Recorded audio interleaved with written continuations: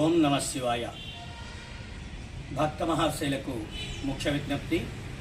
స్థానిక బాపట్ల చీలు రోడ్డులో వేంచేసినటువంటి శ్రీ రుక్మిణీ సమేత పాండురంగ స్వామి వారి దేవాలయ ప్రాంగణమందు కొలువుదీరి పూజలు అందుకుంటున్నటువంటి శ్రీ ఉమామహేశ్వర స్వామి వారికి రేపు 15వ తారీఖు మహాశివరాత్రి పర్వదినాన్ని పురస్కరించుకొని ఉదయం 9 గంటలకు స్వామివారికి విశేష పంచామృత స్థాపన కార్యక్రమం, అదేవిధంగా స్వామివారికి పళ్ళరసాలు సుగంధ ద్రవ్యాలతో విశేష అభిషేక కార్యక్రమం నిర్వహించబడుతున్నది. అనంతరం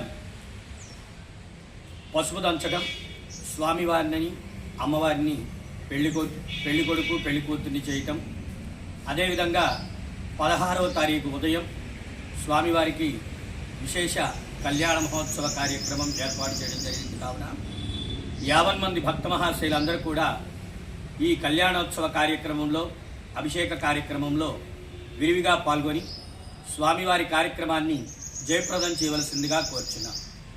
అదేవిధంగా 15వ తారీఖు అభిషేకానంతరం విచ్చేసినటువంటి ప్రతి ఒక్కరూ కూడా స్వామివారికి నారికేళ దీపాలు వెలిగించవలసిందిగా కోరుచున్నాం.